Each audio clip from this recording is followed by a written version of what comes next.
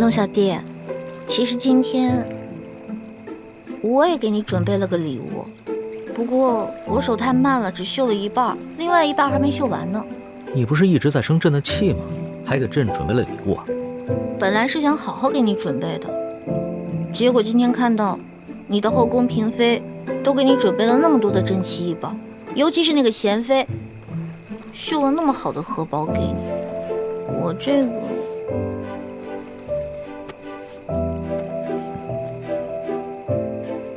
哇，这真的好丑啊！这针脚又粗又稀不说，你就看你这绣的是什么呀？野鸭子不像野鸭子，小飞蛾不像小飞蛾的。你嫌丑，你不要不就行了？谁说我不要啊？这虽然是我收到的最丑的荷包，但也是市场最珍贵的一个孤品。老大，这是你第一次做女工吧？还说呢，人家的手指都快扎成筛子了。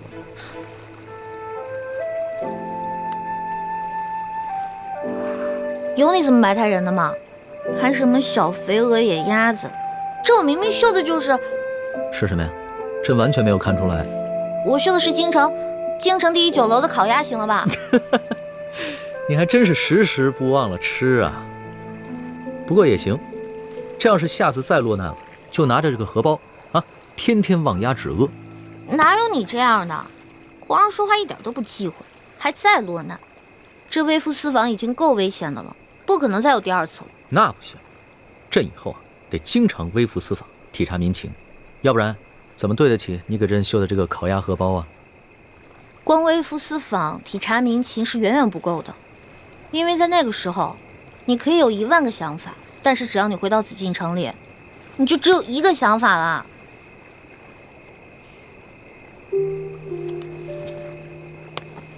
老大，朕知道这次的事情让你一定对朕很失望，但是朕也是迫不得已。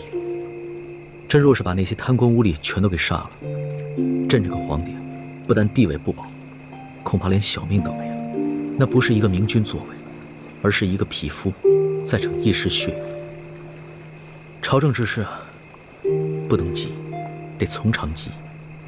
你要相信朕，给朕3年，3年之内，朕一定把那些榜上有名的贪官污吏全都收拾干净。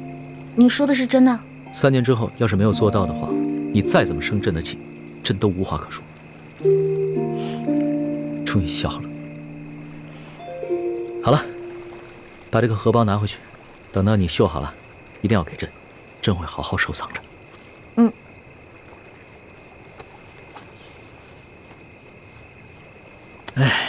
其实啊，朕也给你准备了一份礼物。这什么呀？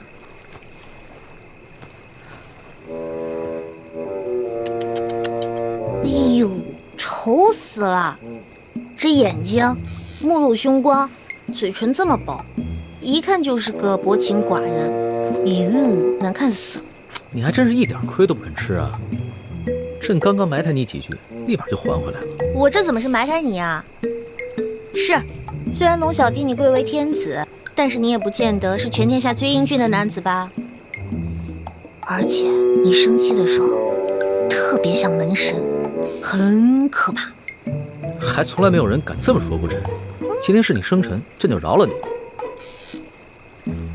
这针小象可是朕亲手给你画的。哦，以前后宫嫔妃还有皇后都想要朕的自画像，朕一个都没给。喜欢吗？老大，朕今天在后宫嫔妃面前对你表现的并不在意，其实是为了保护你。这些后宫的女人们，平常看起来姐妹相称，谦恭有礼，其实都是明争暗斗，各有所图。朕喜欢你，就是因为你心思单纯，和她们都不一样。朕不想因为朕的偏爱跟你树敌招祸。当年，朕的皇祖父和父皇都是天生的情种，他们个个要美人，不要江山，陷大清于危难而不顾，所以皇祖母对此一直耿耿于怀。他最忌讳皇帝专宠，朕要顾及皇祖母的想法，就不能在众人面前表现出对你的偏爱，这也是对你的一种保护，你明白吗？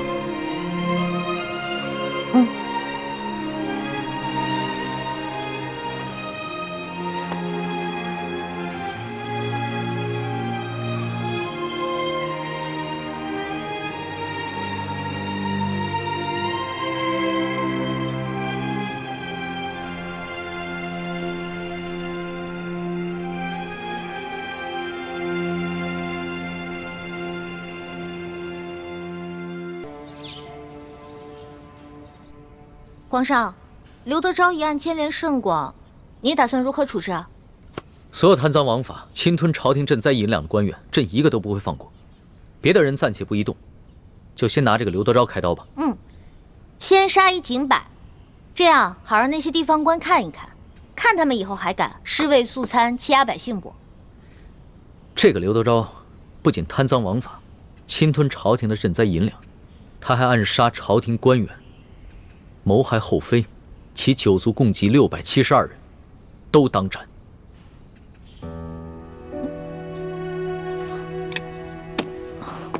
龙小弟，672人，这杀的未免太多了吧？按律是应当诛九族的，不过朕以仁治天下，就改为诛近亲3族吧。可是刘德昭是一个人犯法呀，为什么他犯法，他的父母、他的孩子要陪他一起去死呢？这个刘德昭啊，他不仅杀了丽妃的父亲朕倚重的老臣舒建，他更想行刺于朕。朕不诛他九族，已经是格外开恩了。诛九族？龙小弟，你跟太皇太后不都是信佛之人吗？佛家第一戒就是戒杀生，你杀这么多人，是不是未免也太滥杀无辜了？叶欢，没有哪朝哪代的皇帝能够容忍弑君的罪行，这是大清的律例，朕也必须遵守。你要是于心不忍，不愿帮朕草诏，那就朕亲自来写。别了，我这个笔墨诗书怎么能尸位素餐呢？我这圣旨啊都拟了一大半了，还是我拟吧，我拟。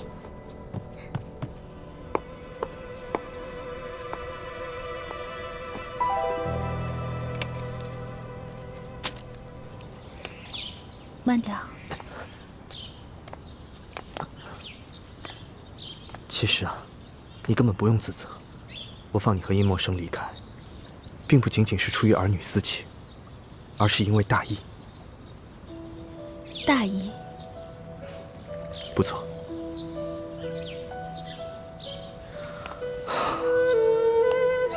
其实，我很清楚世人对于我父王的评价，我也很明白未来的史书上，我父王，甚至于我，都将被列入二臣，受万世的唾骂。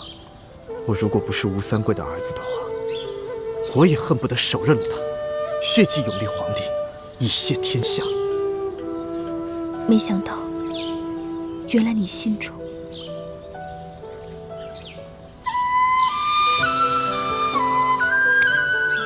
殷琦，没想到你肯对我说如此肺腑之言，我心中既感动又惭愧。倩阳，我跟你说的这些话，除了我娘，我没有跟任何人讲过。我只是想要告诉你，除了身份不同，立场也不得不同之外，对于是非道义的判断，我俩是一致的。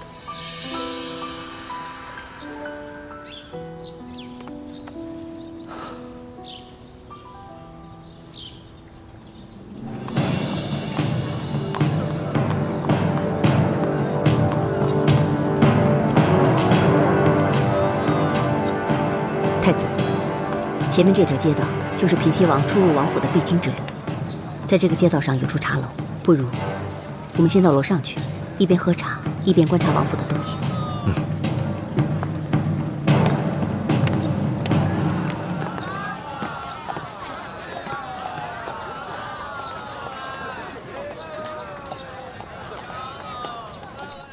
客官，慢用哈，有什小二么尽管吩咐。好，来嘞。二位来点什么？普洱茶。好嘞。楼上2位普洱茶，茶来喽。哎，你慢用。哎，小二。啊？我要的是陈年的普洱茶，你为什么给我上今年的？看这汤色就能看出来了，给我换一杯吧。好嘞，马上给你换，马上给你换哈。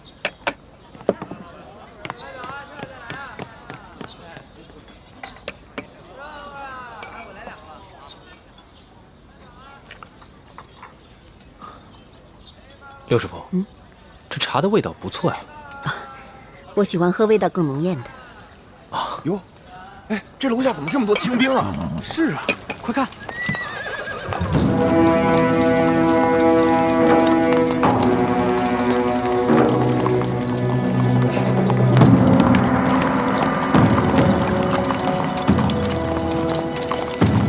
嚯，这么多人马！那是，这缅军实在太猖狂了。哎，小兄弟啊，出什么事儿了？听说呀，是缅军偷袭了边境，抢夺了好多老百姓的财物。这平西王率兵出击，还击缅军呢。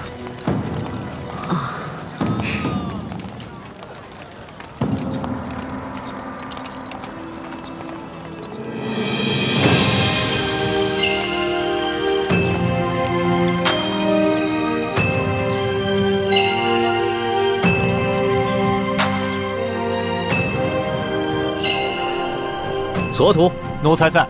山西巡抚刘德昭一案办得怎么样了？回皇上的话，刘德昭贪赃枉法，罪行累累。他不但私自侵吞朝廷的赈灾粮款，还圈地占地，危害一方，刺杀山西总兵书建，甚至行刺皇上，实乃罪大恶极，罪证确凿。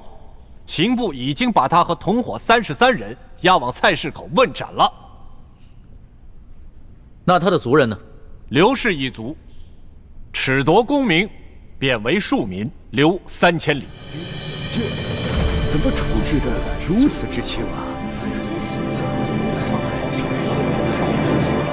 是，皇上，这刘德昭犯的可是滔天大罪，本应诛9族的呀。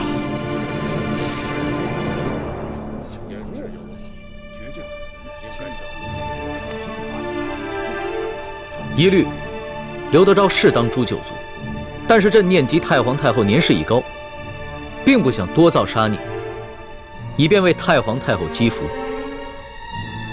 皇上以仁孝治天下，乃天下之表率。皇上圣明，皇上圣明。退朝，左土留下。这退朝。国皇万岁万岁万万岁！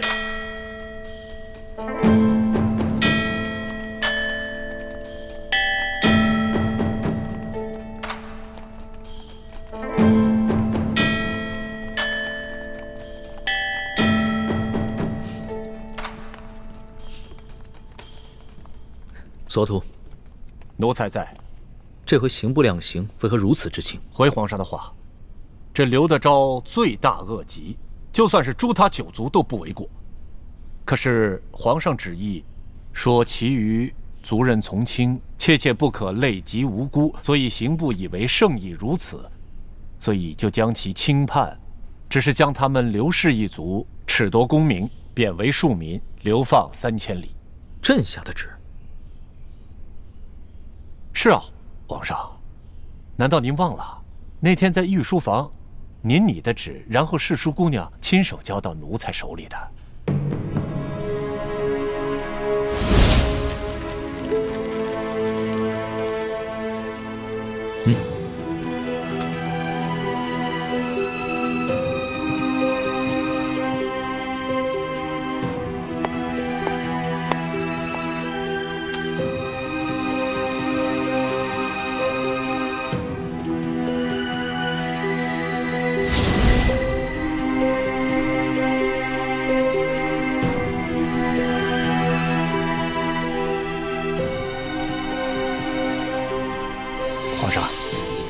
您的意思是要将刘德昭一案发回重审吗？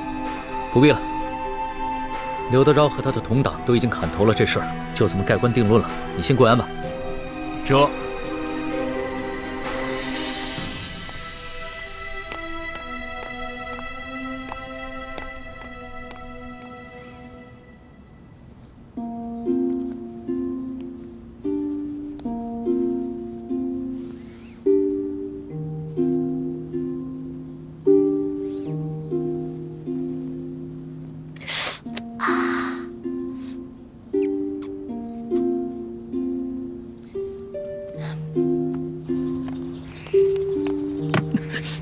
哎呦，皇上，你小心点，小心点！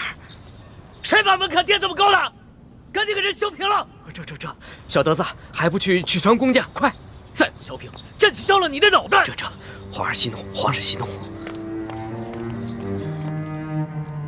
糟了，难道东窗事发了？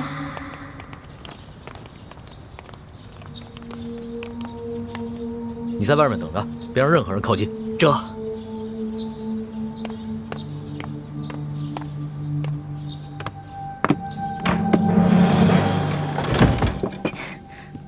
龙小弟下早朝了，喝点茶吧。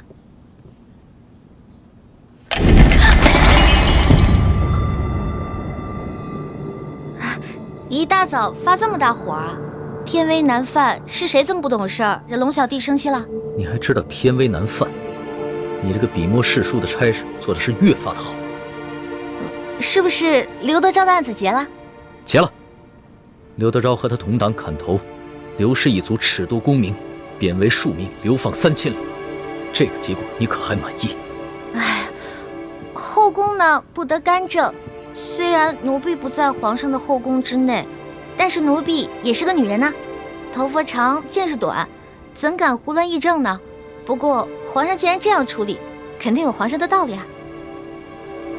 李欢，你别以为朕宠着你，你就可以恃宠而骄。你竟然敢矫诏给了索额图一道假圣旨！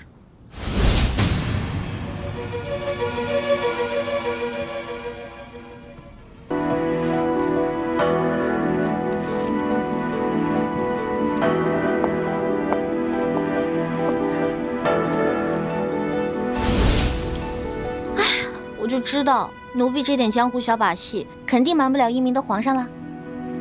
是不是索额图跟刑部的人发现那道圣旨是假的，要杀刘德昭全族啊？要是发现了，你还能在这儿？早就进天牢了。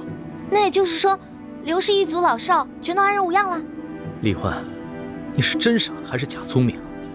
你知不知道，矫诏也是欺君大罪，是要诛九族的。这件事情要是让文武百官、太皇太后、后宫的嫔妃，甚至任何一个宫里的人知道，你就算有100颗脑袋也不够砍的。奴婢矫诏的确不对，可是皇上，滥杀无辜、大开杀戒，难道就是对的吗？到了这个时候，你还不知悔改，反过来指责朕滥杀无辜，你是不是以为朕真的不敢诛你九族？奴婢根本没错，错的是皇上。反正奴婢的族人早已流散四方，根本找不到我。奴婢一人做事一人当，如果皇上真的气不过的话，那就砍了奴婢的脑袋吧。奴婢绝不皱一下眉头，用奴婢的1颗人头换600多颗人头，值了。好，真英雄啊！那朕今天就拿你这颗脑袋去换刘氏600多颗人头。来人，传索额图。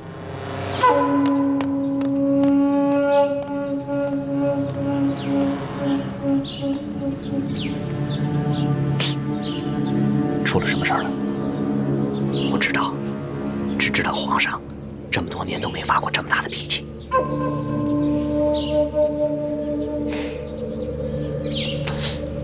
是不是因为世庶姑娘？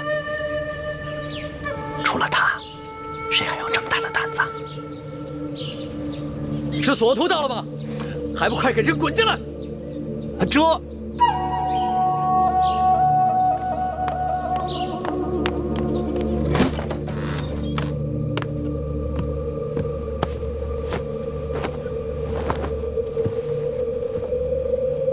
皇上吉祥。索额图，把李易欢推出午门斩了。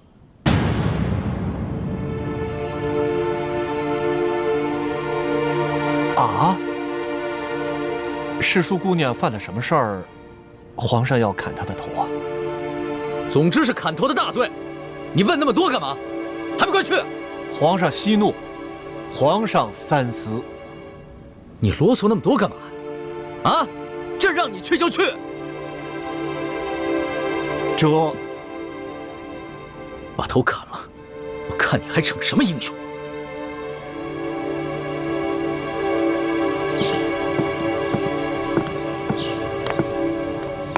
走吧，世庶姑娘。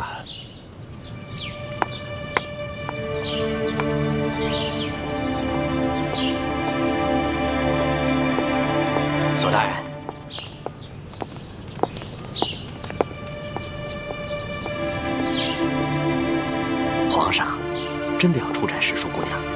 皇上是这么吩咐的。皇上虽然是这么吩咐的，但是咱家斗胆建议索大人，暂缓行刑。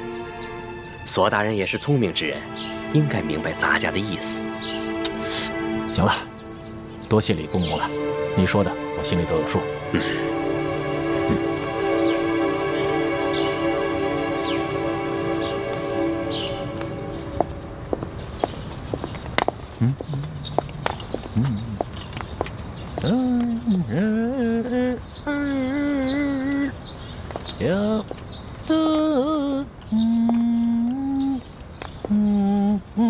索大人，索大人，你为什么不问皇上为什么大发雷霆，要砍我头啊？我是不敢问，也不想问呐。在这宫里头，事儿知道的越少，越安全。皇上不会真砍我头吧？哎，姑娘啊，这次山西之行，我心里看得很清楚。皇上心里对姑娘那是非常看重，姑娘啊，可不比其他人呐。如果今天我真的犯糊涂砍了你的头，那接下来皇上就该来砍我的脑袋了。那姑娘放心，咱们呢就这样慢慢的溜达，说不定我们还没有溜达到午门，皇上就派人下旨要来赦免你了。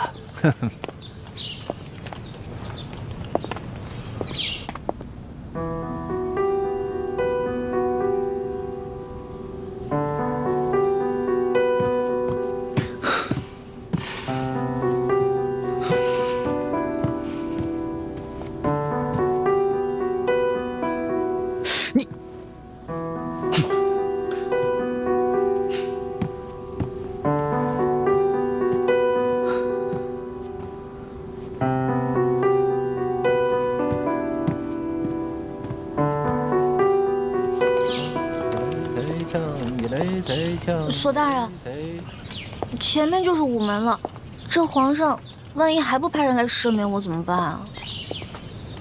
那我可就只能执行圣旨了。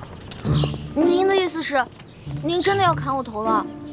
万一您真砍了我，皇上又后悔了呢？我说了要执行圣旨，可是执行圣旨是需要一个过程的，啊。要砍你的头，那得有刽子手吧？这刽子手从住的地方走到午门去，他需要时间吧？啊，刽子手来了以后，那得先磨刀吧？这刀磨好了，送你上路，得给你吃口上路饭吧？饭做得了，给你端上来，你是一勺一勺的吃呢，还是一粒一粒的吃呢？总之，我是不催你的。那如果天黑了，皇上还没派人来赦免我呢？哎，这天黑了，皇上还没有派人来赦免你，但是他也没派人来催问，那咱们就还有办法可想啊。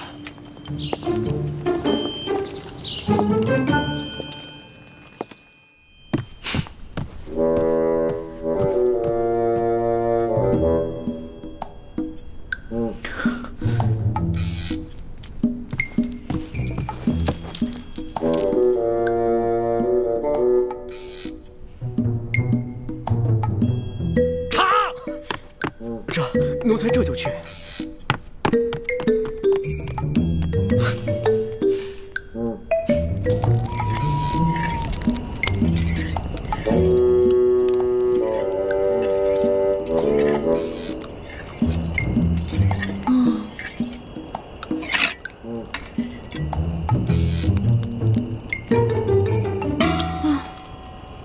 这刀都磨了一下午了，会不会磨断了？没关系啊，这把刀磨坏了，咱们换一把刀，接着磨呀。来，快吃吃，啊，嘿嘿嘿，多吃点。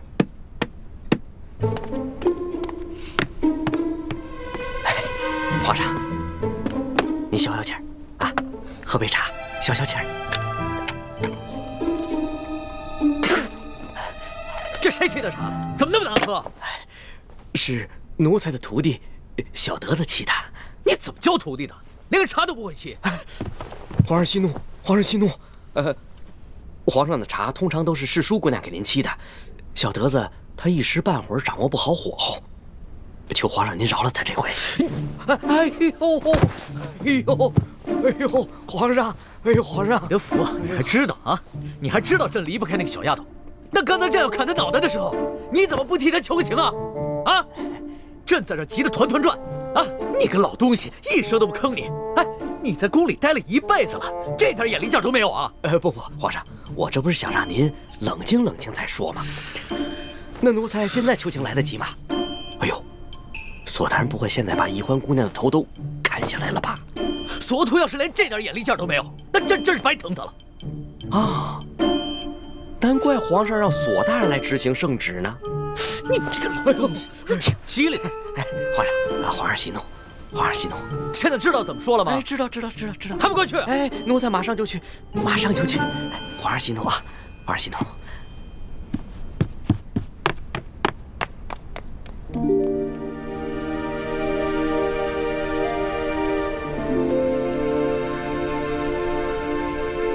长进倒是不少，这面的针脚好多了。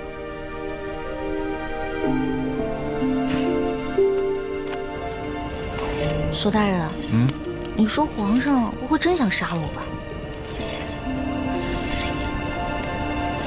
这样跟你说吧，这俗话说得好，天威难测啊。哎，没事啊，赶紧吃吧啊！我就知道，不能相信皇上的话。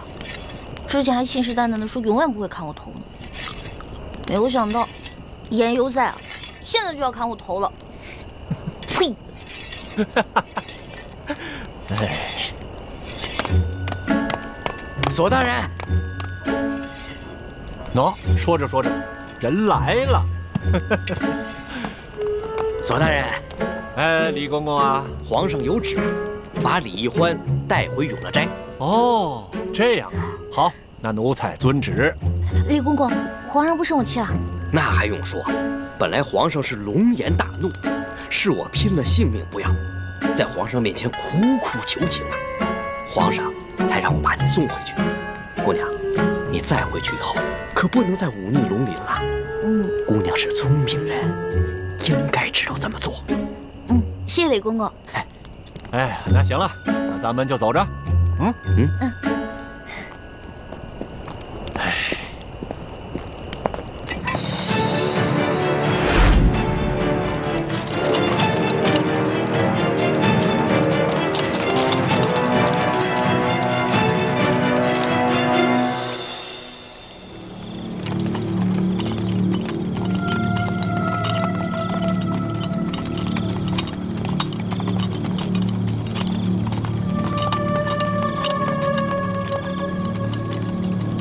离约定的时间还有半炷香，不知道孩子们得没得手。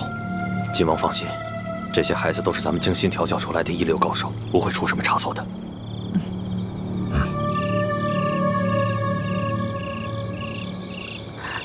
武师傅，你扮起平西王侧妃，简直惟妙惟肖。这世上除了缺胳膊少腿的残疾，就没有你武师傅扮演不了的人。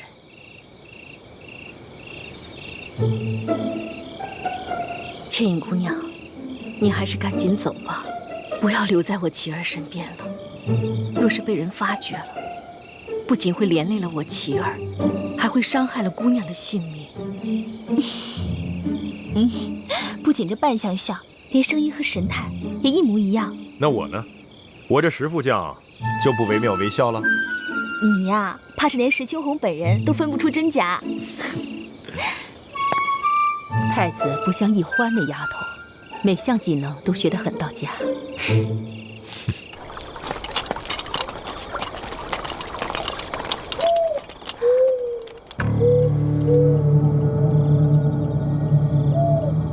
王妃，石将军，叶师弟已经得手了，咱们可以出去了。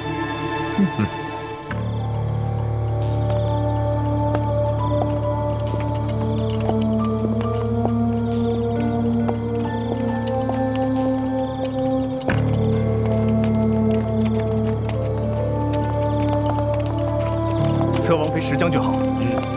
继续巡视。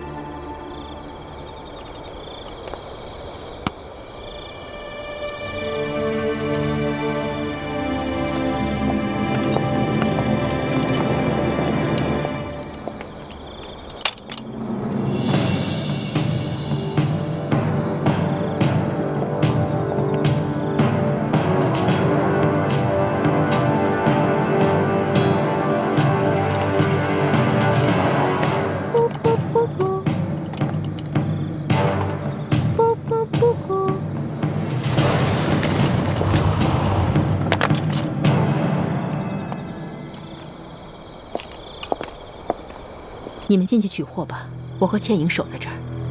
好，多加小心。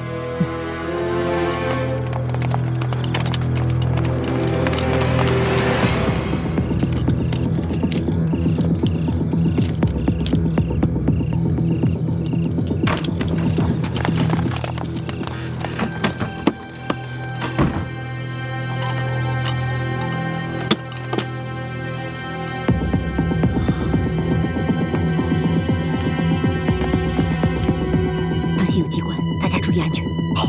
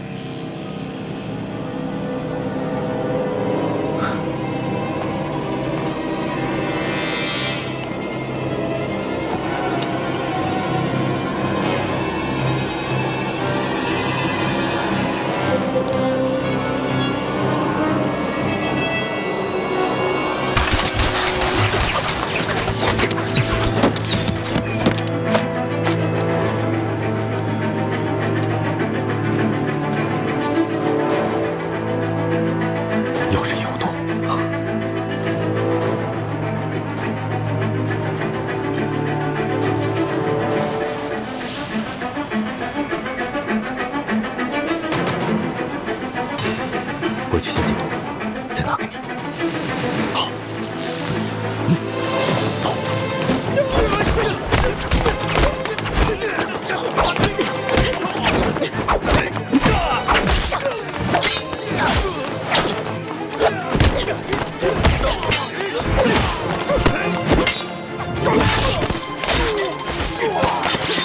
有埋伏，我们中计了！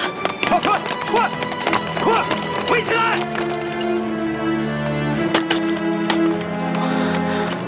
爹，王府里好像有什么动静，不会是大师傅和太子遇到什么麻烦了吧？快撤！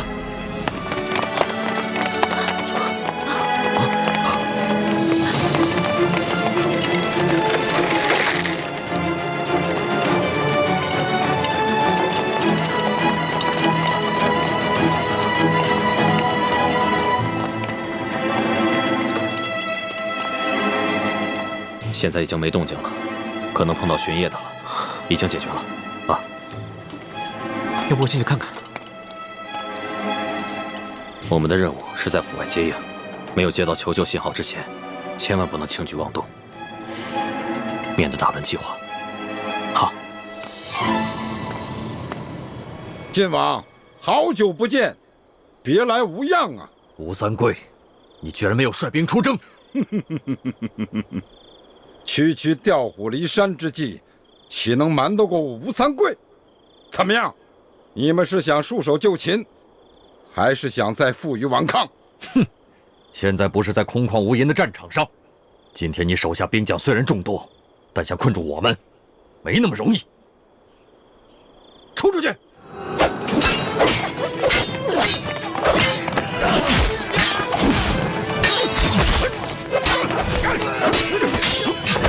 放箭！只许射腿脚，本王要抓活的。是。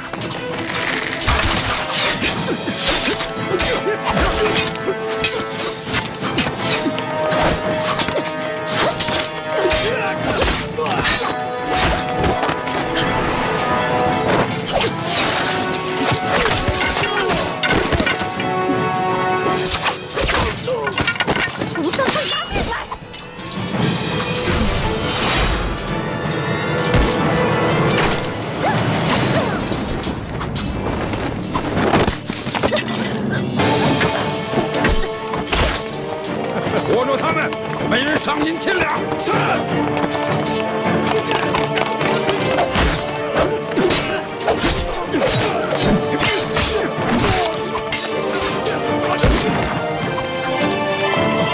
都给我住手！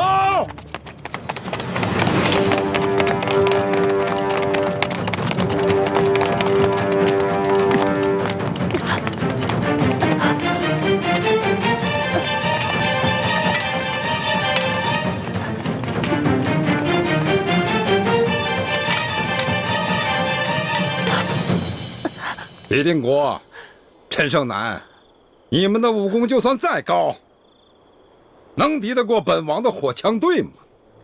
吴三桂，今天算你赢了。你把他们全都放了，我留下来任你处置。我乃堂堂大明晋王，你把我押解送京，交给康熙那个小皇帝，那可是一件天大的功劳，而且还可打消朝廷对你拥兵西南、伺机反叛的嫌疑。那本王要是不同意呢？那大不了，我们就拼个鱼死网破。我临死之前，一剑削去自己的面皮，那我这颗人头可就不值钱了。就算你把我交给康熙，康熙也不会相信的。李定国，我才不会上你当呢。这前明晋王，哪有前明最后一个太子值钱呢？你若肯把你这个假儿子留给我，我或许还会考虑是否放了你。哈哈哈哈哈！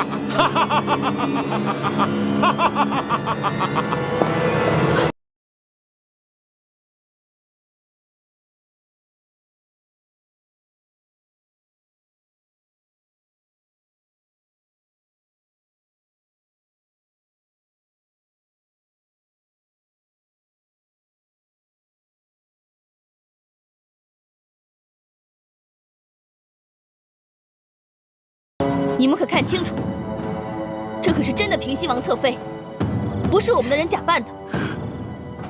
爱妃，王爷，救我！李定国，你这个猪狗不如的东西，你竟敢挟持本王爱妃！你们若敢动秦氏一根毫毛，尔等一个也休想活着离开这平西王府！吴三桂，17年前，我李定国亲手射杀了我的爱妻，更亲手射了我刚出生的女儿一箭。我犯下了人伦大罪，天下人人都可啐我李定国的脸，都可以骂我李定国一声猪狗不如，唯独你吴三桂没有这个资格，因为你引狼入室，屠戮同胞，你是我大明王朝的千古罪人。李定国，我不与你逞口舌之力，你快快放了我爱妃！吴三桂，你由衷也学学我李定国猪狗不如。今天你也一箭射杀你的女人，这样我们这些大明遗臣就被斩草除根了。你以为我不敢？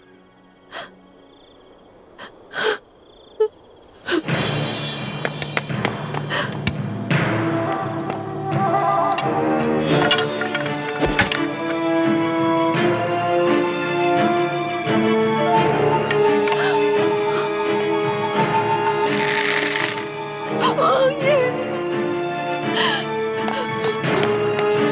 住手！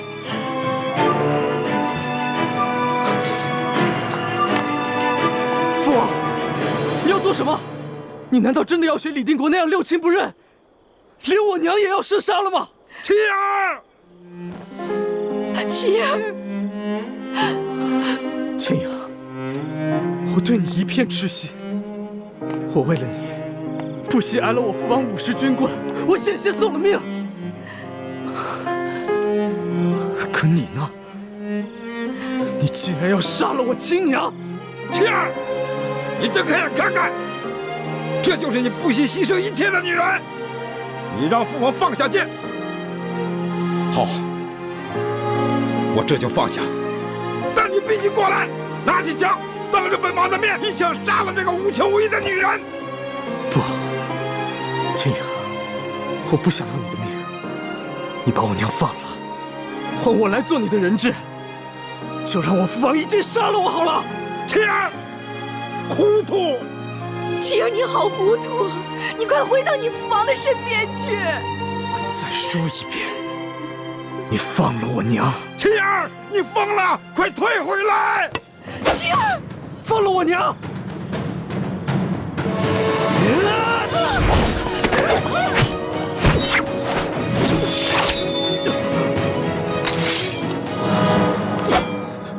吴应期，放了我女儿！放了我娘！爹，娘，女儿有一事相瞒。我和应期一见钟情，虽然彼此有缘无分，但却在心中默许了终身。我不得已劫持你娘，我愿拿我的命来赔。不，千英，你犯糊涂啊！千英，我不要你的命，我只要你放了我娘，我也把你放了，我们一命换一命。晴儿，我爹不可能放了你娘，否则我们所有人都活不了。爹，娘，女儿不孝，先走一步。不，晴儿，晴儿，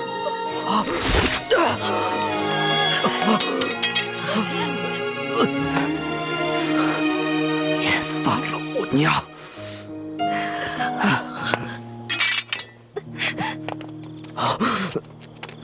吴三桂，你快放了我们，不然我就和你的儿子同归于尽。王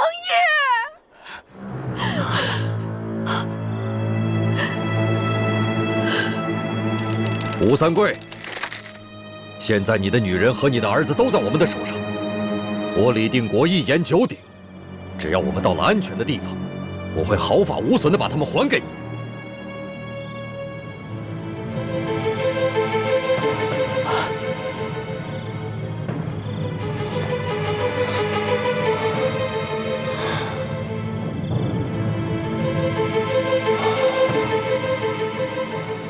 让他们走。王爷，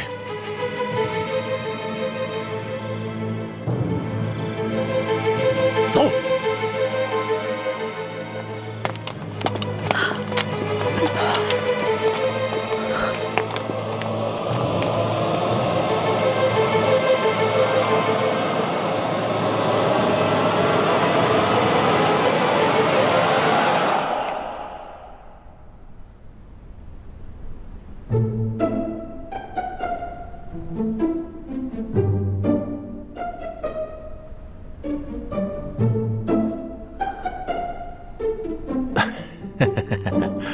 皇上，世淑姑娘这一路上都悔恨不已啊。他恨不能要以死谢罪。皇上，我看得出来，世淑姑娘是真的知道自己错了，您就饶了世淑姑娘这一回吧。既然她已经知道错了，那朕就先留下她这颗脑袋。皇上圣明。你们都先下去吧，朕要好好亲自审问她。这。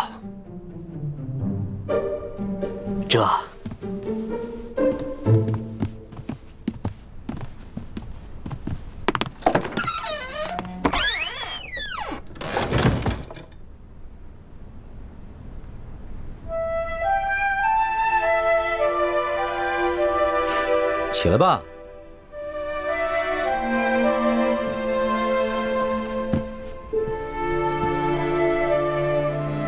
李欢，你可知罪？奴婢知罪，奴婢擅自矫诏，犯下了滔天大罪。可是那日在御花园，皇上以龙三的身份跟奴婢一结金兰，还对着月亮发过誓。皇上跟奴婢相差1岁，同月同日不同年生，但愿将来要同年同月同日死。如果今天皇上砍了奴婢的脑袋，难道皇上要陪着奴婢一起去吗？你还敢提那档子事儿？你就是因为这个才无法无天的吧？可是你别忘了，那日在刑场，你可说过要跟朕断绝结拜情谊的。那次不算，那次是以为奴婢要被砍头了，不能连累皇上跟奴婢同生共死，所以才狠心说要断绝关系。皇上明明都知道，这是奴婢用心良苦，为何现在用这些话来堵奴婢的嘴啊？你少装委屈！刚才一副豪气冲天，要偷一颗要命一条的样子，现在在这装什么怂包呢？奴婢没装怂包。奴婢是真的委屈，皇上金口玉言发下结拜的誓言，难道奴婢说断绝兄弟之情就真的能断绝吗？朕明白了，你就是算准了朕不舍得砍你这颗脑袋，所以就如此胆大妄为是吧？奴婢无依无靠、无权无势的，唯一能赌的，也就是皇上的舍不得。难道奴婢错了吗？皇上真的能舍得吗？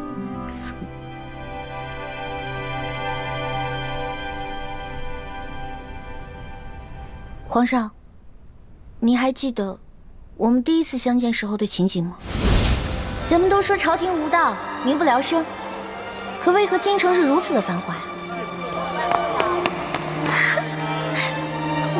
让开，让开，都让开，让一让，让开！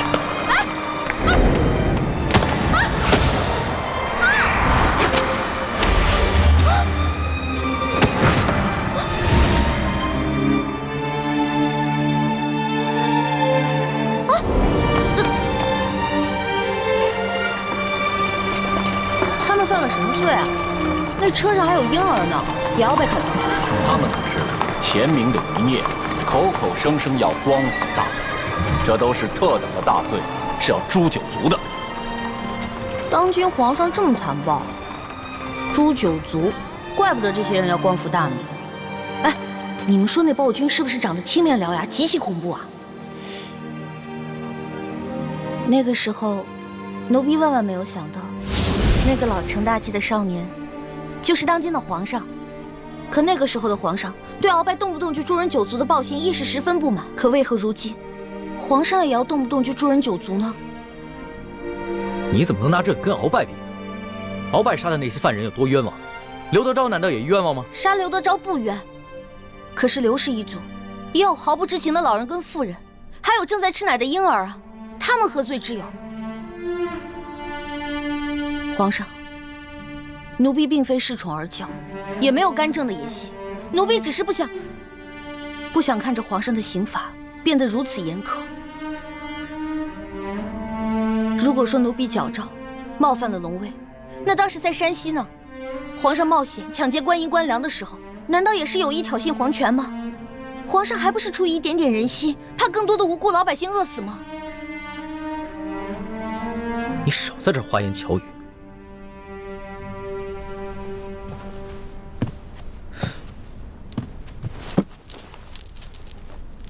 朕今日虽然不杀你，但是必须要罚你，要不然指不定日后你还会闯下什么了不得的大祸。来人啊！奴才在。李欢死罪可免，活罪难逃，把他拖下去，重打40大板。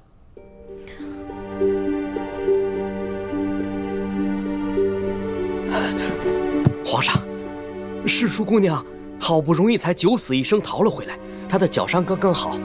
世淑姑娘身子弱，这40大板她可经受不起呀！求皇上开恩，饶了世淑姑娘吧。老东西，这会儿你知道求情了？你会错圣意了，还不快去！这……慢着，皇上，您还有何吩咐？不用把人拖到掌心太监那儿，让人把板子拿到永乐斋来。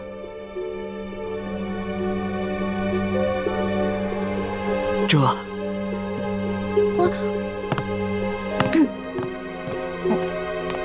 皇上，你真的要打奴婢40大板啊？要不然呢？那日奴婢不知天高地厚的打了皇上一巴掌，太皇太后要罚奴婢手板，当时还是皇上跟奴婢一起作弊，逃过了惩罚。难道今天皇上真的要惩罚奴婢吗？朕上一次就不应该帮你，你若是受过一次罚，只怕就会懂得收敛，也不会犯下今日这等大罪。好，只要能让皇上出气，奴婢愿意受罚。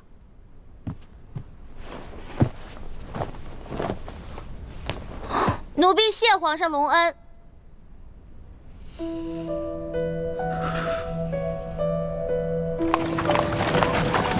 撤！撤！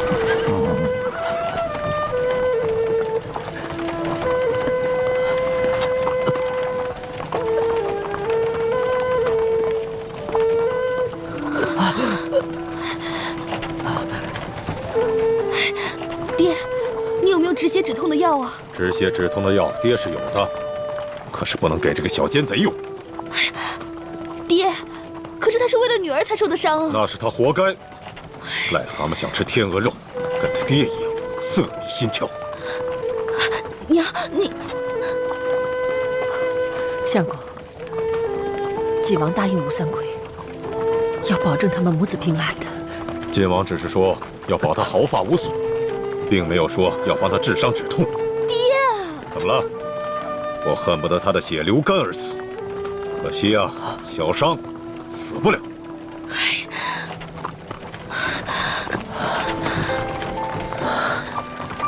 千阳，我没事儿，我也不疼，你别担心。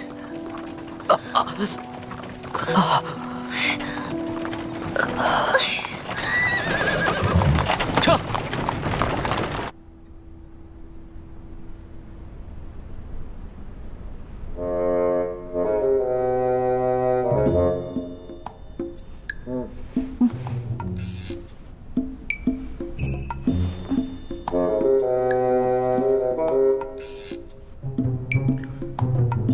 皇上，要打您赶紧打吧，我这跪的腿也疼了，腰也酸了，连脖子都僵了。这老东西拿个板菜拿这么久。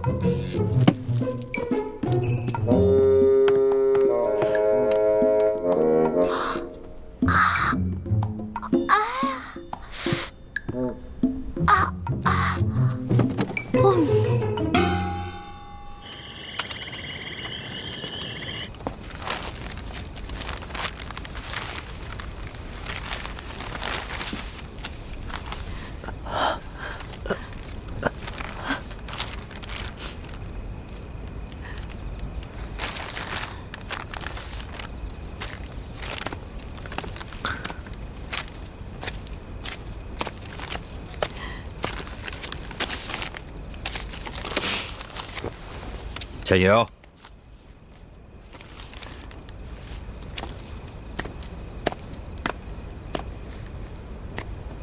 人家平西王府的侧妃和二公子，平时山珍海味都吃得厌了，咱们这些带腥骚气的野味儿，人家怎么能看得上眼呢？大师父，他们母子和吴三桂不同，况且他们还救了我们的命。我们这样做，是不是有点过分了？过分？建议你太善良，跟这种假仁假义的人相处，很容易上当受骗的。当年，要不是吴三桂用我妻女的性命要挟我，我也不会一箭射杀了我的发妻。父债子偿，没什么过分的。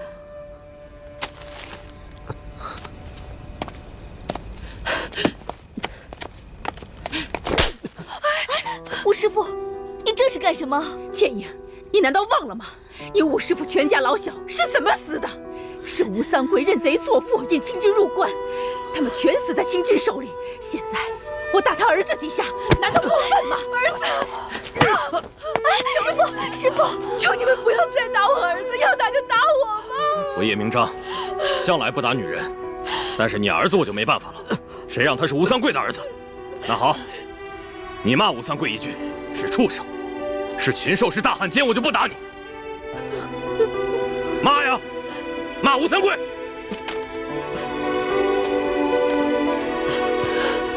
师傅！爹！装什么英雄好汉？你们要打就打吧，就当是我替父王还债。还装深明大义，你就是这般乔模乔样的，把我女儿的心给骗了过来。你这狗杂种！真的！爹，您忘了，女儿的脸还是吴应奇给治好的。他若是真骗了女儿的心，女儿也心甘情愿被他骗。你，相公，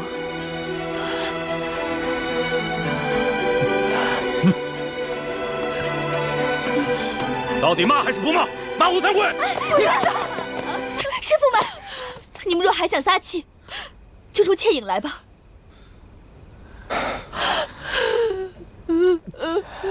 四师傅、吴师傅，咱们辛苦了半夜，先吃点东西休息一会儿吧，保留一点体力。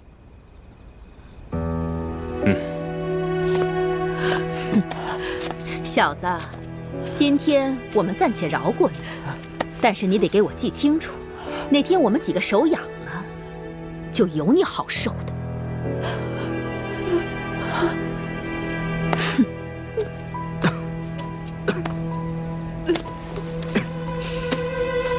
我们大家吃饭吧。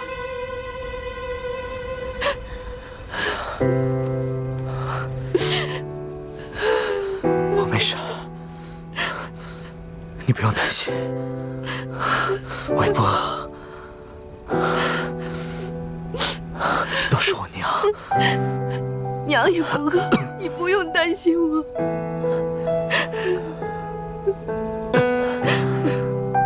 快回去吃吧。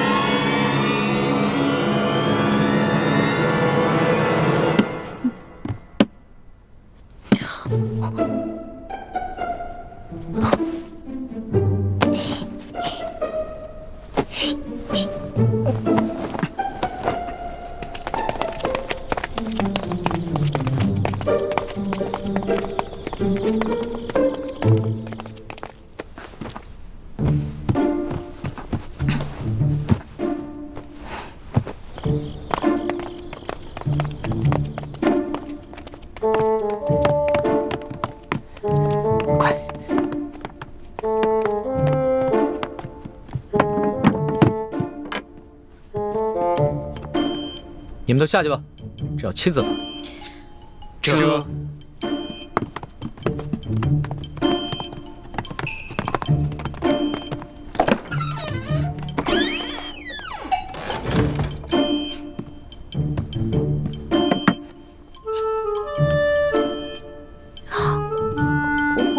你真的要打奴婢啊？不然呢？这次要是再不罚你的话，你都要上房揭瓦了。君无戏言，这是你自己说过的。过来，趴下。好吧，不就挨几下板子吗？打就打。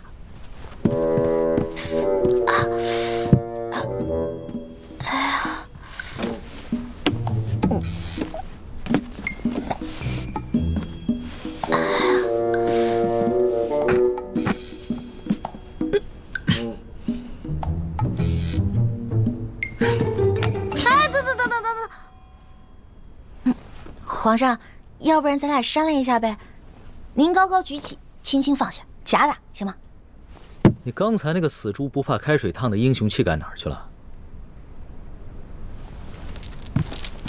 不如啊，你给朕认个错，跟朕重新续个大桥，让朕做老大，你做小弟，那朕就饶了你。不行，我从小都是老小，好不容易捞个老大当，士可杀不可辱，打吧。行，那你就好好忍着，别鬼哭狼嚎的啊！绝对不出一声。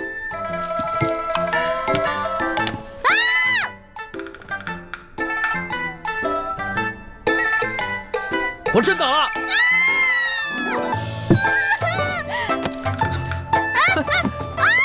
啊！我说呢，平日里你蹭破点皮就哼哼唧唧的，今天像换了个人似的。原来有这个东西！还给我！什么东西？大清哪条律法规定了，奴才被打的时候，屁股里就不能垫垫子？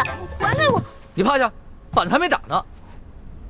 皇上，您难道真的要打奴婢40大板吗？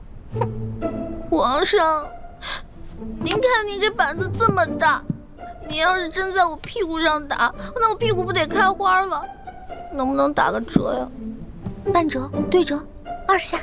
不行，40大板一下都少不了。那要不然就4折15下。你的算术先生是被你活活气死的吧？4折16。皇上英明，16下，那我们就决定了，就打我16下。谢谢皇上。到了这个时候，你还想给朕下套啊？我告诉你，40大板一下都少不了。哎，等一下，又怎么了？您看是这样的，如果硬打我40大板都打在屁股上，我是个女孩啊，半个月都起不来，走路一瘸一拐的，多难看。要不然换个地方打。也是，真把你屁股打坏了，你这半个月下不了床，朕这也没人伺候。行，你先起来吧。谢皇上开恩。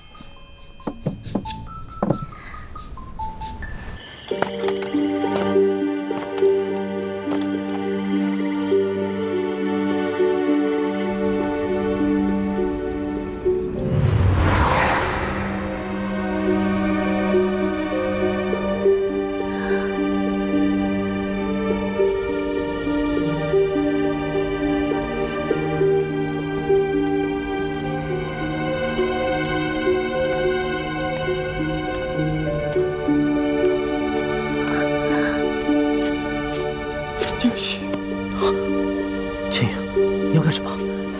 上次你放了我，这次我也要放了你和允娘。不可以，这次的情况和之前的都不同，我父王一定不会善罢甘休的。你若是真的把我们母子给放了，不光是你，甚至连你的父母都会有危险的。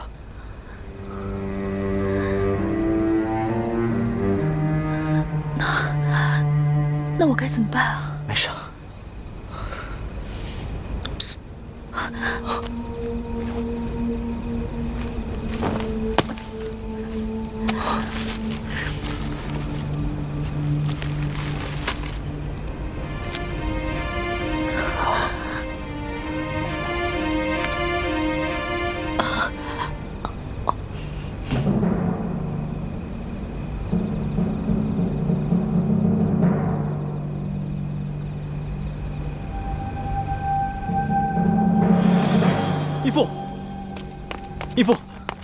义父，这位师傅，吴三桂追过来了。怎么办？我们逃吗？逃不是办法，在这云南境内，我们只会被他们追得精疲力尽，最后结果还是一样。那以太子之意呢？我们手上有人质，而且今晚吴三桂明明可以全歼我们，却下令手下留住活口，说明我们对他还有价值。我们可以跟他谈判。很好，太子遇事不慌，处置得当。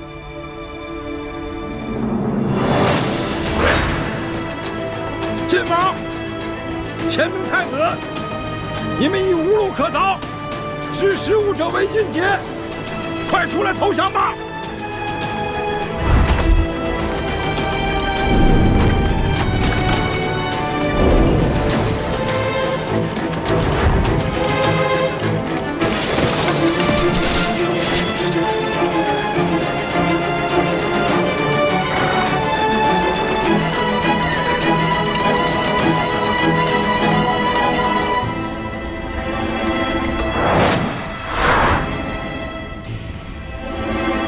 吴三桂，你不讲信用！你若是敢强攻，我就杀了你的妃子和儿子！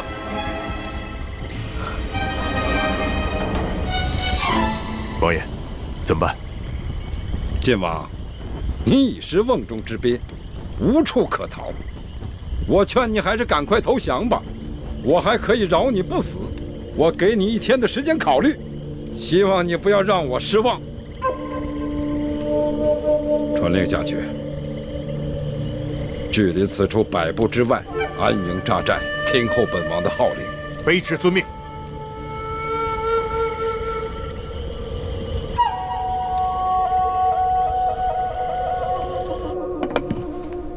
这个屁股打不了，手总打得了吧？把手伸出来。皇上，你干嘛呀？又要打我呀？行了，别废话，把手伸出来。我不。右手要做事，左手，快！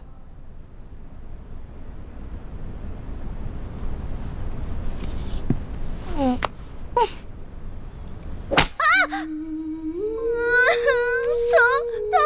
死我了！你可是真英雄啊，这声音都传到紫禁城外面去了。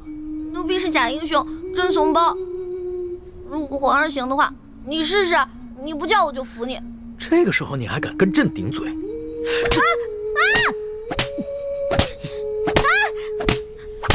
之前皇上说刘德昭是世界上最坏的男人，我看皇上还不如他呢。刘德昭虽然欺上瞒下、贪赃枉法，但他对自己的女人从来不打，他对他女人很好的。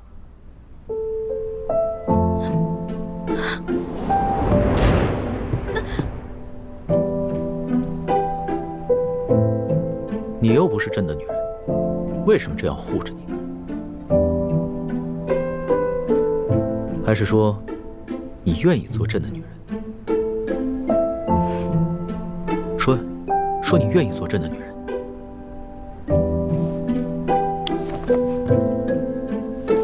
皇上还是继续打吧，奴婢绝对不出一声。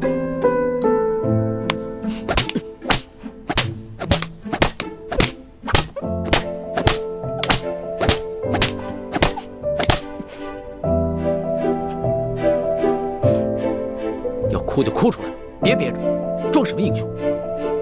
奴婢不想装英雄，奴婢只是装不了皇上的女人。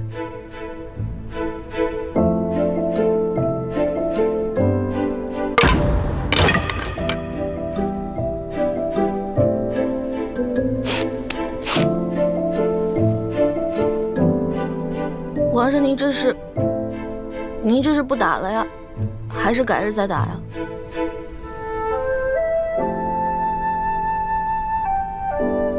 把手伸出来，给朕看看。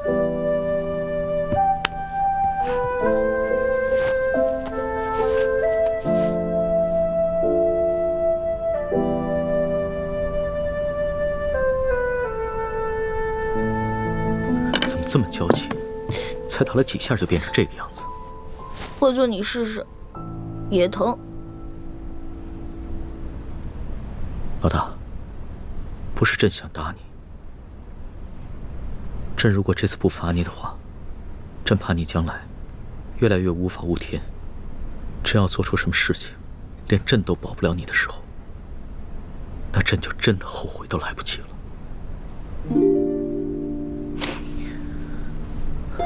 可能这次真的是打中了。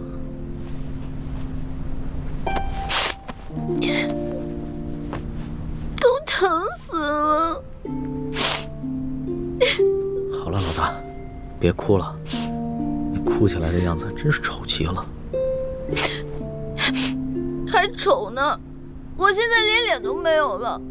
你把我手打成这么肿，我以后怎么见人啊？你赔我，你赔我！好了好了，打几下手也哭，这个世上只有你一个人会把朕的龙袍当抹布。行了，别哭了，你还真赖上朕了。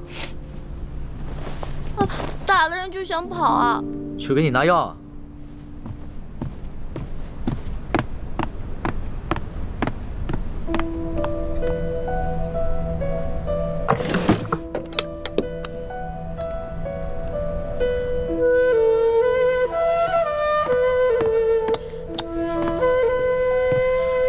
把手伸出来。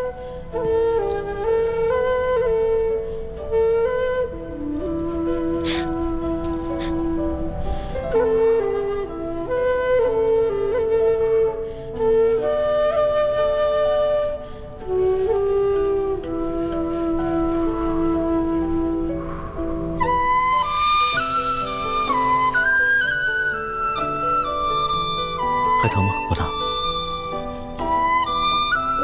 你这样看着我干什么？我看你长得丑。怎么样，好点了吗？好疼。老大就是打了几下手板，朕的心里有数，别撒娇了啊！不是手疼，是头好疼。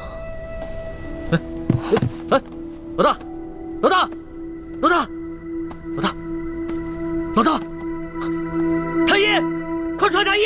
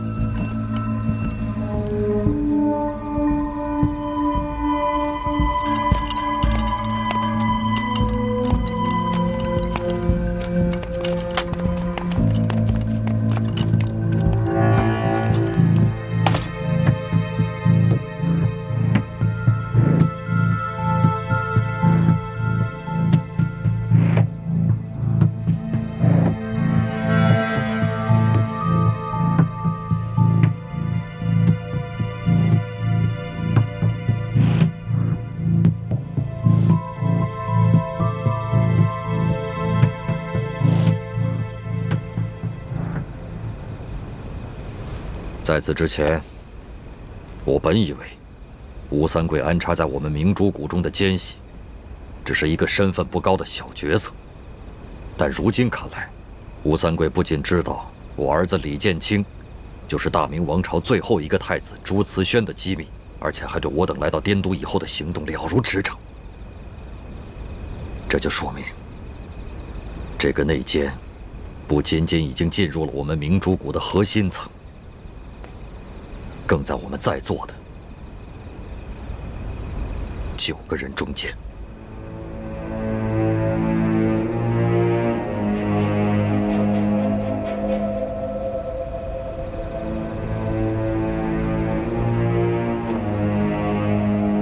晋王说的极是，内奸一定是我们7位师傅当中的一个，所以我们的行动才处处受制于人。是谁？有种做吴三桂的奸细，就有种承认。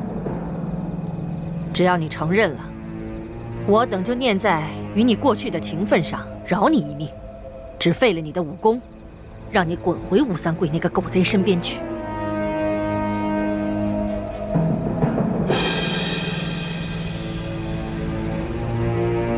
靖王，你心中可有怀疑对象？如果有的话，就直接说出来，免得大家互相猜疑，影响团结。现在大敌当前，我等必须团结一致，不可再闹内讧。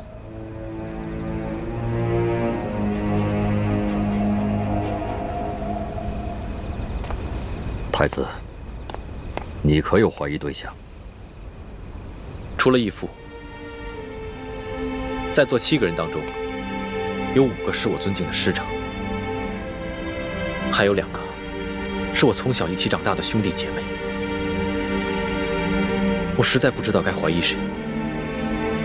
不管怀疑谁，我的心里都十分愧疚，十分难过。我此刻的心情跟太子一样，不管此前知道鳌拜在我明珠谷中安插有奸细，还是这次来到滇都，得知吴三桂也在我明珠谷中安插有奸细，我都不忍心怀疑各位，因为我们都是10几年出生入死、肝胆相照的好兄弟。倩影跟默笙，更是同太子从小一块长大，情同手足。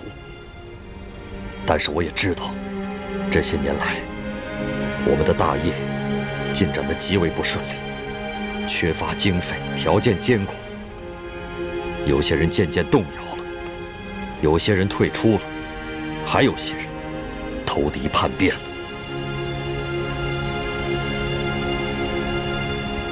义父，内奸要传递消息给吴三桂，必然要避开我们所有人单独行动。我们只需要核对所有人来到滇都之后的具体行踪，彼此印证，仔细分析。就算内奸隐藏的再好，也会露出蛛丝马迹。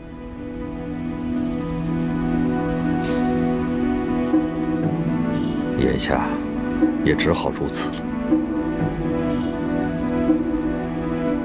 我恳请各位暂时都先退出屋去，然后逐一接受我跟太子的盘问。希望各位在外面期间不要私自交谈，不知各位可愿意配合？我等愿意配合晋王与太子的盘问，以查出内奸。有劳各位了。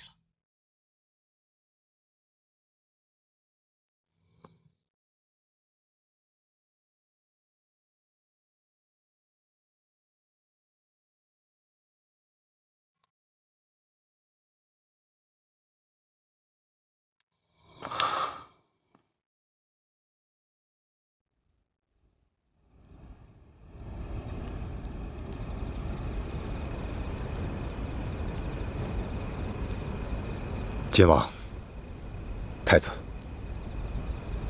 眼下光复大明的大业，虽然进行得十分艰巨，而且很多人都开始动摇了，可是我们夫妇俩意志坚定，一心一意，只想光复大明，所以我们夫妇俩宁死都不会投降清廷，更不会被吴三桂这个大奸贼所利用。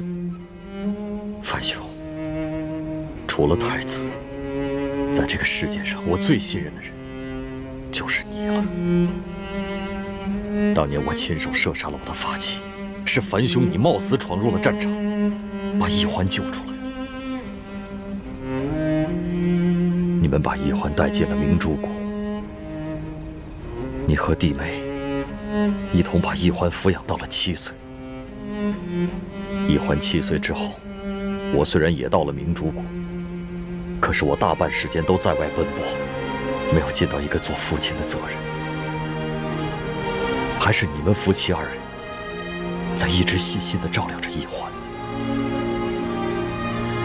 甚至在你们的亲生女儿倩影跟易欢同时遇到危险的时候，你夫妻2人先救的也是易欢，只是倩影容颜被毁。这么多年来，他心中一直对你这个父亲有怨在心，你也对这个女儿十分的愧疚，而我也对你夫妻2人深感愧疚。义父说的是，2师傅、3师傅，你们为光复大明的大业鞠躬尽瘁，死而后已。你们和义父一样，都是我最信任的人。多谢太子，还有晋王对我们夫妇的信任。倩影这个孩子从小在明珠谷长大，他不可能是内奸，但他对吴应琪情根深重，他容颜被毁，是他这辈子最大的隐痛。但却被吴应琪给治好了，而吴应琪又为他被父亲责打了50军棍，这很可能是吴氏父子使的苦肉计。倩影很可能中计，无意当中被吴应琪套了话。晋王，如果倩影真的是中了吴三桂父子的诡计而泄密的话，我们夫妇俩绝不会袒护，一切交给晋王处置。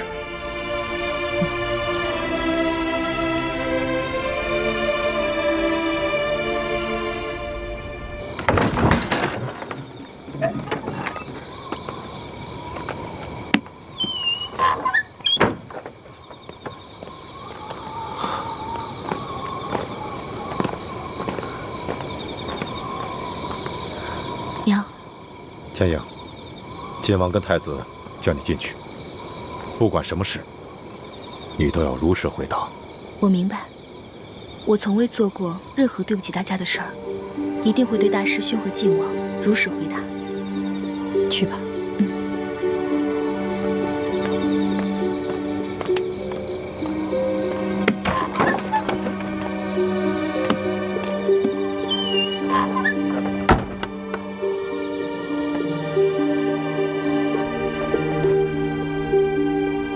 大师父，大师兄，我虽身不由己，对吴应琪动了真心，但绝不至于傻到出卖我们朱明联盟的机密。而且，吴应琪对我也是真心的。在他为我挨吴三棍军棍之时，并不知道我会去而复返，也不知道你们会来滇都盗取金钥匙。如果他对我不是真心的，那今晚我们也绝不可能将他结为人质的。樊师妹，你快起来！我跟义父也是公事公办，例行盘问，万不可如此。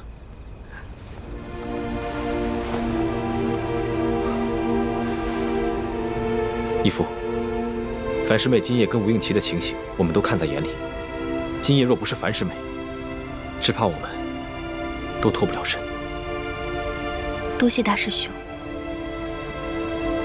你先出去吧，叫你四师傅跟叶师弟进来。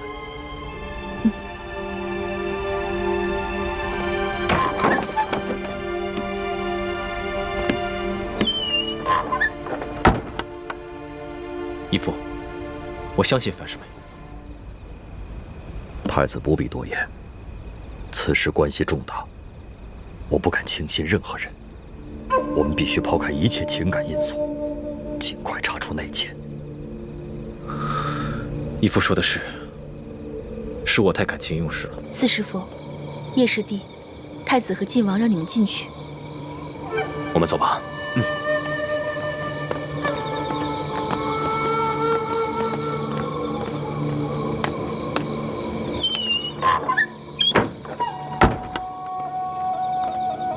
娘，还好吧？四师傅，叶师弟，见谅了。虽然你们已经说清楚了你们这几日的行踪，但是今夜你们负责协助我们撤离平西王府，并没有深陷包围，所以我暂时还无法排除你们的嫌疑。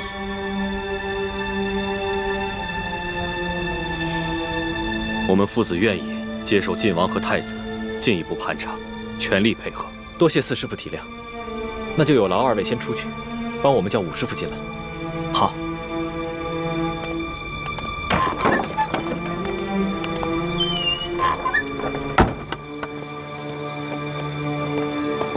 哎，武师傅呢？该他进去了。他在庙外的茅房小姐，我先进去吧。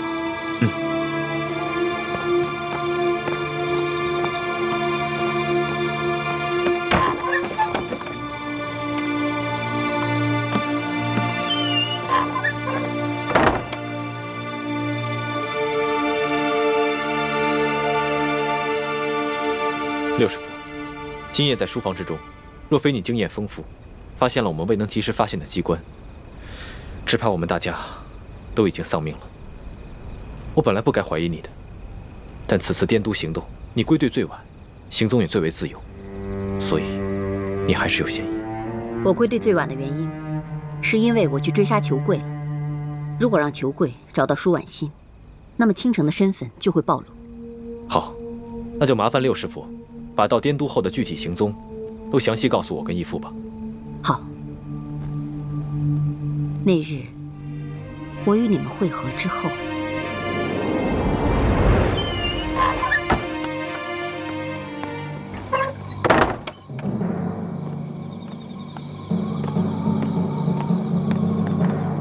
唐姐姐呢？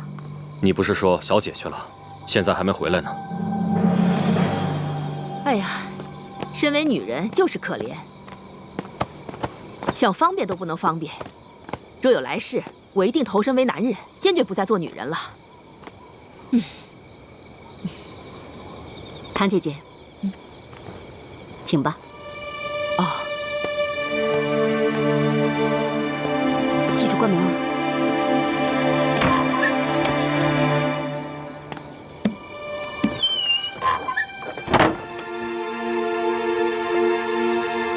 吴师傅，见谅。当日你留在书房之外，并没有进入书房经历机关之血，而且以你的身手，竟然会被吴三桂的护卫所伤，此事也较为可疑。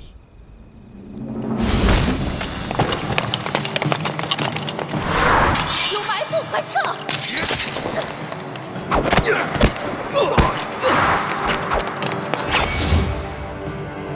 太子，晋王。我当时之所以留在书房外，是因为我假扮了秦氏，这样方便替你们望风。我之所以会被那个小护卫所伤，是我没料到，那些护卫只是假装中了呆肉目击散之毒，被他们偷袭，猝不及防，所以才受了伤。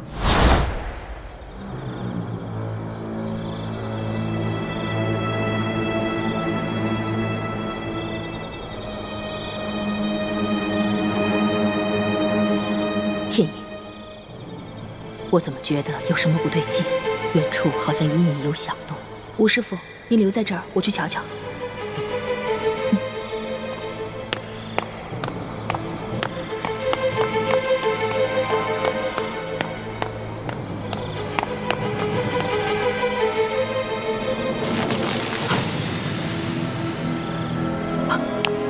有埋伏，快撤！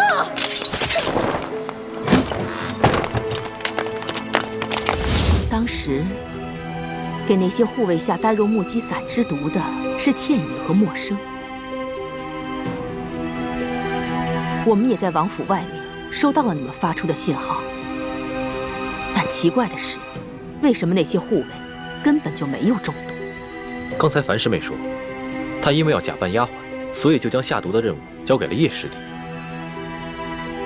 刚刚默生也说过，他把倩影给他的毒下到了护卫们的茶中，是他亲眼看到护卫把茶喝下去，但他也不知道为什么护卫们没有中毒。那些护卫不但没有中毒，反而假装成了中毒的样子，诱使你们进了书房。他们本想借助书房的机关擒住你们，这样他们也就省去了许多麻烦。但没料到的是，你们居然能够突破书房的机关，拿到钥匙，全身而退。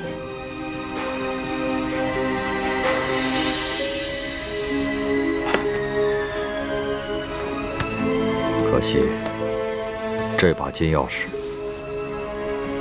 也是一把假钥匙，而且上面还进了毒。要不是樊离发现了钥匙上面的毒，我们所有的人都离不开平西王府。这里面一定有人撒了谎。如果默生没有撒谎，那么倩影交给默生的呆肉目击散就是假药。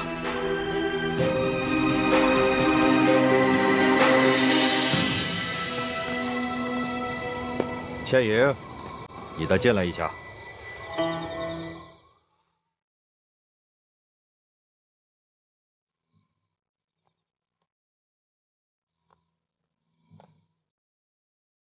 倩影这孩子，他不会。不会。就算他为情所困，也一定不会干出傻事来的。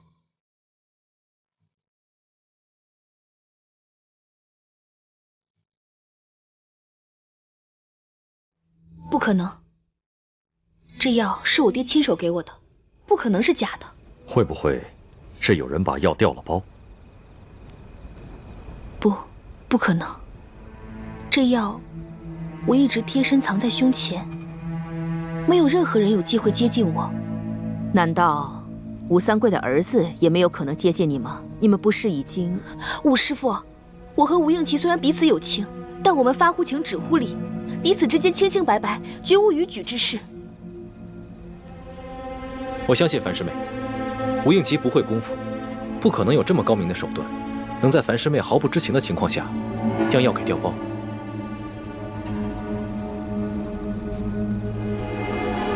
如果吴应奇没有可能，那平西王侧妃秦氏有没有可能调了包？不可能，侧王妃只是个弱女子，并无此能耐，而且她也没有接近过我。侧王妃秦氏，既然吴三桂早就知晓了我们的行动，并做下了诸多的安排，怎么可能让樊师妹轻易劫走秦氏呢？千叶，你说一说，你是怎么劫持了秦氏的？那一夜，我和化妆成平西王侧王妃的武师傅一起在屋外放风。当时我到了王府的花园，也隐隐感觉到花园中似乎埋伏着很多人。我正要发出讯号，就突然看到了侧王妃。当时我还奇怪，王妃不是早就歇息了吗？怎么会在这个时候到平西王府来？王妃止步，今天晚上这里谁也不能进去。为什么？王爷不是已经率兵出征了吗？那不过是虚张声势罢了。今天晚上王府内院要擒拿刺客，所以王妃还是赶快离开这里，记得回二公子府上暂避。好吧。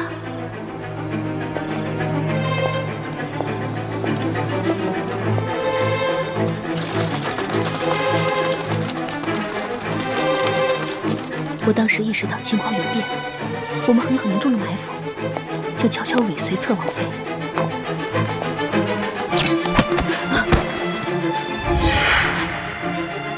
怎么会是你？王妃，对不起，只要你乖乖配合，我是不会伤害你的。我劫持了秦氏，突然听到从书房传来打斗声，于是就带着秦氏和你们接应。平时秦氏都住在吴应奇的府上，今天这突然来到平西王府，可能他们都疏忽了，就没有派人专门保护侧王妃。既然这秦氏平时都住在吴应奇的府上，怎么会在今晚去了王府呢？这我就不知道了。但是不管是什么原因，秦氏都不可能知情，也没有机会调包。如果默笙真的把药下到了护卫的茶中，那还有一种可能，就是吴三桂有呆若木鸡散的解药。樊师妹，这呆若木鸡散的解药，除了你爹，还有谁有？这药，我爹和我娘都有解药，可是4师傅和5师傅都有机会接近我爹，6师傅又和我娘关系甚好，所以他们都有可能从我爹和我娘手中偷走解药。樊师妹，那你先出去吧，我和义父还要继续跟5师傅谈谈。嗯。